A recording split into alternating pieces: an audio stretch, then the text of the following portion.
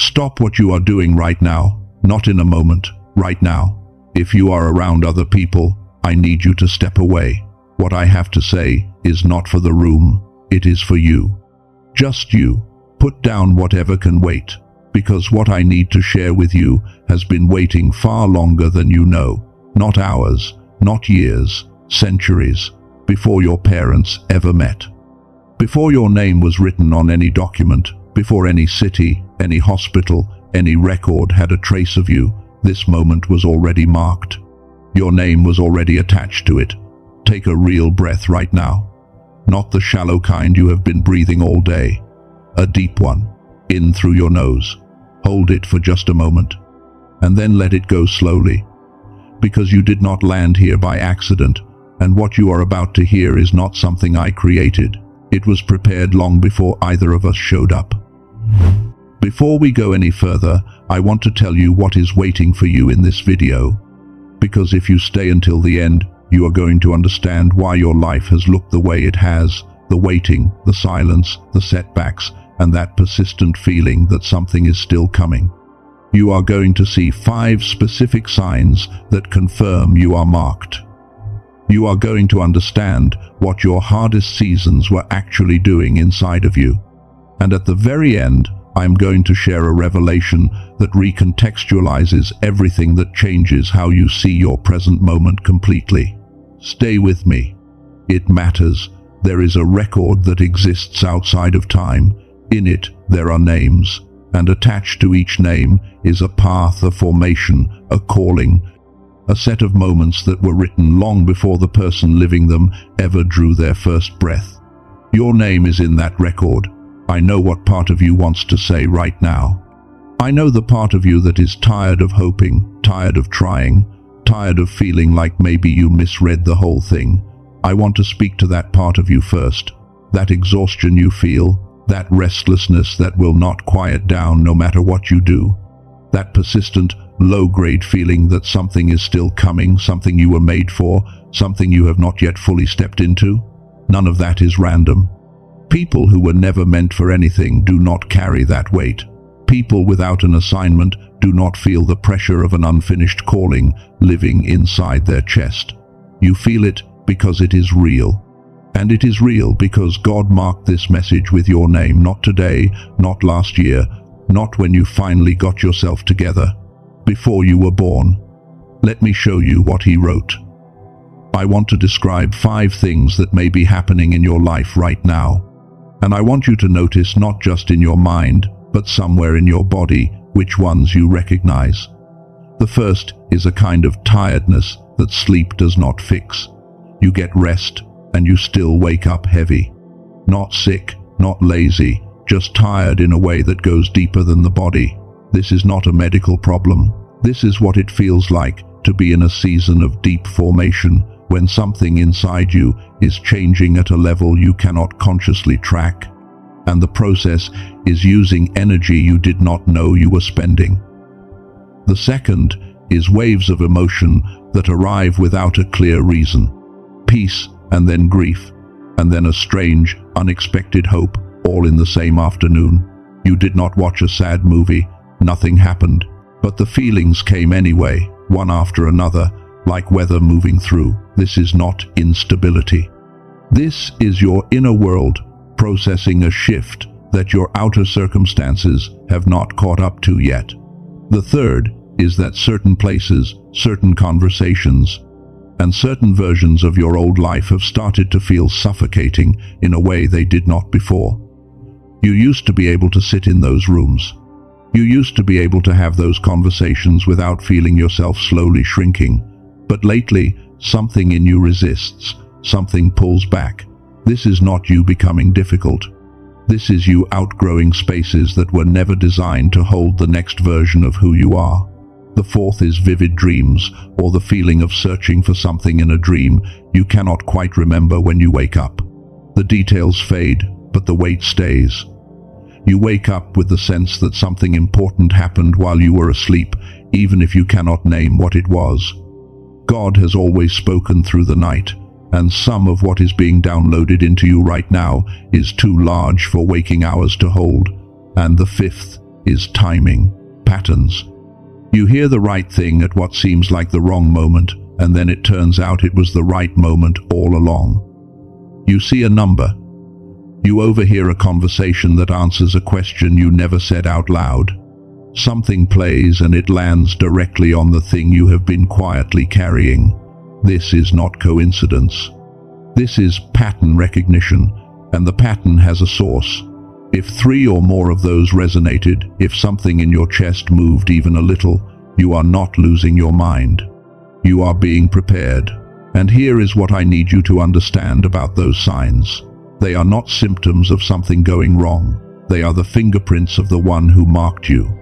Each one is evidence of a plan that was written before language existed. But those signs are only the surface. Because knowing that you are marked is one thing. Understanding what the marking actually means, that is something else entirely. And it begins with a truth most people never get close enough to see. Most people, if they believe in God at all, believe something like this: God knows about me. He is aware of me. He sees what is happening, and that belief, as far as it goes, is true. But it is only the beginning of the truth. Because knowing is not the same as authoring.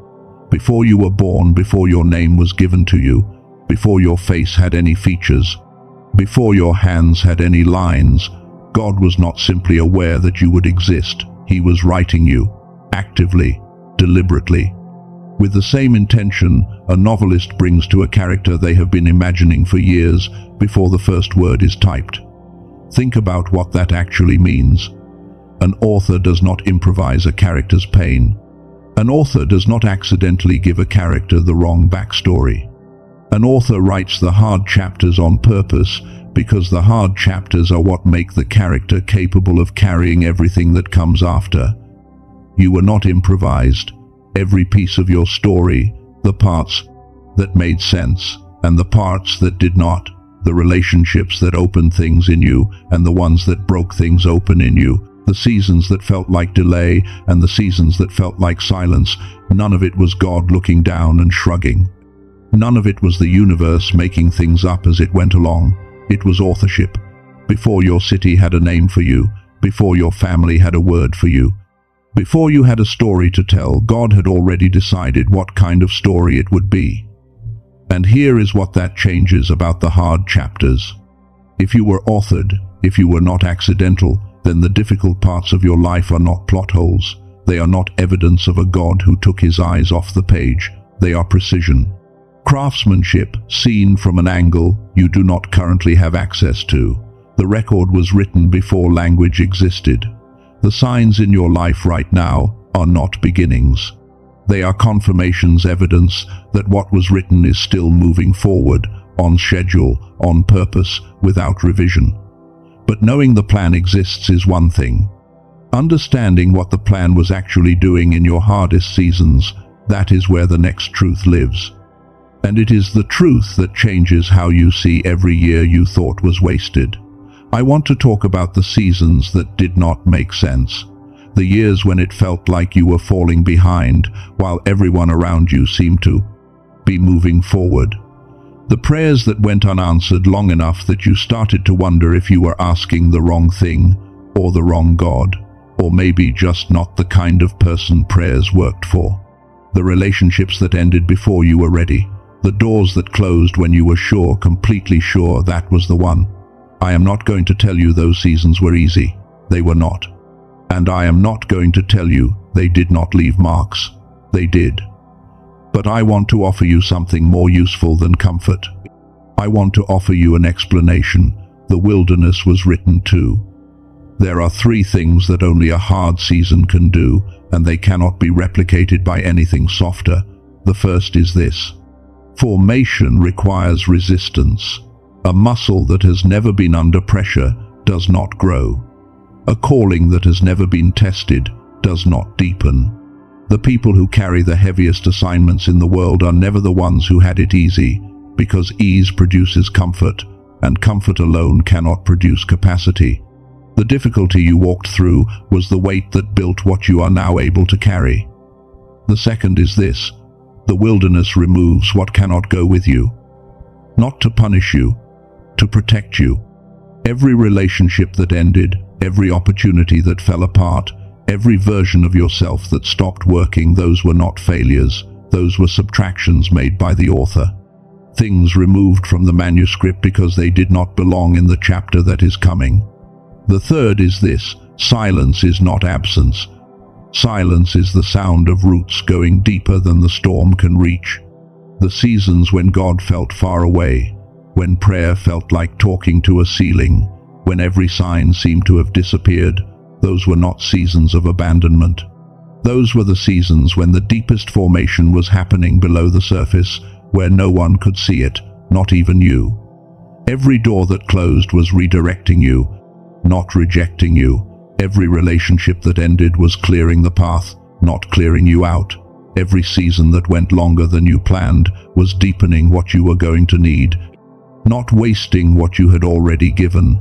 And I hear the Father saying this for someone watching right now. I hear the Spirit placing these words: I did not put you in the wilderness to leave you there. I put you in the wilderness to change what you are able to carry. What you walked through was not a detour from your destiny. It was the road your destiny required. That was real for someone today. Hold it. Do not let logic talk you out of it. The formation was real. The preparation was real. And now we are standing at the threshold of the revelation that changes everything you thought you understood about where you are right now. In the next part, I am going to show you the specific evidence drawn directly from your own life, from the patterns of the past year or two, that God's plan for you is not paused. It is not on hold. It is active. It is moving. And you are exactly where it needs you to be. Stay with me. Before I continue, I want to ask you something. Think about where you were 12 months ago. Not in terms of where you were living, in terms of who you were. What you believed about yourself. What you were carrying. Who was around you. What you were afraid of. What you were still holding on to, and what you were slowly letting go of. Now look at where you are today. Something is different. Not everything. Maybe not even most things on the outside. But something, and I think you know what it is, has shifted. A clarity you did not have before. A capacity you did not know you were building. A quiet certainty that has taken root in you that was not there a year ago, even if the circumstances have not caught up to match it yet. That shift is not an accident. It is evidence. And here is what the evidence actually shows. There are 3 threads running through the past year or two of your life threads. Most people miss entirely because they are looking for lightning bolt moments instead of slow, deliberate patterns. The first thread is people. Specific people arrived or departed at moments that seemed coincidental at the time, but when you look back, the timing was exact. The person who showed up and said the thing you needed to hear at the precise moment you were about to give up. The relationship that ended just before a season that required you to move differently. The unexpected conversation, the stranger, the connection that should not have happened but did. These were not accidents, these were placements. The second thread is capacity. There is something you can do now, something you understand, something you can carry, something you can withstand, that you could not have developed any other way except through exactly what you walked through. You did not choose the curriculum, but you completed it, and what you gained from it cannot be taken back, cannot be untaught, cannot be removed. That capacity was written into your formation long before you entered it. The third thread is the longing. There is something you have been moving toward, something that has stayed in front of you even when everything else shifted, something that has not faded and has not left, and if anything, it has become more clear, more specific, more certain. A longing that survives everything trying to extinguish it is not wishful thinking. It is an instruction. The evidence is not in some future miracle you are still waiting for. The evidence is in the life you have already lived. And every sign, every formation, every piece of evidence from this video, it all points towards something I have been building toward since the beginning. the revelation that recontextualizes everything, the one that was written centuries ago for chosen ones who have survived enough to receive it. This is it. You are not behind. I need you to hear that again, because everything in your life may have been telling you the opposite for years. You are not behind. You are not forgotten. You are not the exception to the plan. You are not the one for whom the door was permanently closed. You are not too late, too complicated, too far gone, or too far from where you think you should be by now. You are exactly where the author placed you to be right now. I know that does not match what your feelings have been saying. I know it does not match what certain years looked like from the inside. But here is the difference between the author's perspective and yours. You are reading the story from inside a single chapter. He is looking at the complete manuscript and saying, this is exactly where this person needs to be at this point in the story. What you called being late, he called precise timing. What you called rejection, he called protection. What you called silence, he called preparation. What you called falling behind, he called becoming. What you called being lost, he called a chosen path. None of those reframes is asking you to pretend the hard parts were not hard. They were. But a story is not judged by how painful one chapter is. A story is judged by what that chapter made possible, and what your hardest chapters made possible, what they built, what they cleared, what they deepened, is the exact capacity you are going to need for what is coming next. There is no one else running your race. There is no one else ahead of you in your lane. Everyone else's timeline is a different book entirely. You cannot be behind in a story that was written specifically for you. And I hear the Father speaking right now, and I am going to let these words land wherever they need to land. I did not put you here to watch others walk into what was written for them. I wrote something for you, something with your name on it, something with your specific fingerprint on every page. The door I prepared for you does not open for anyone else. It has never been given away. It has never been reallocated. What I began in you before you were born, I have never stopped completing. You are not waiting for me to move. I have been moving in every silence, in every season, in every subtraction and every addition. You are not late. You are on schedule. And what comes next has already been written. Receive that. You are not an afterthought. You are not an accident. You are a deliberate, ancient, irreversible intention of God. Now I want to share something with you, and I want to share it carefully because it connects directly to everything we have just walked through. God wrote your path before you were born. And scientists have now discovered what that capacity looks like inside the human brain. There is a specific brainwave frequency called gamma that neuroscientists have identified as the frequency of genius, of deep intuition, of what researchers describe as the flow state. The state where clarity arrives without effort, where the right thoughts come at the right time, where the mind operates with a kind of precision that feels almost like guidance from somewhere beyond you. What Dr. Robert Lake, a neuroscientist with 34 years of research, discovered is this: that frequency is not something you build through effort. It was already in you from the beginning. It was the natural operating state of your brain as a child, when learning felt effortless, when creativity needed no permission, when the world felt alive with possibility in a way it stopped feeling later.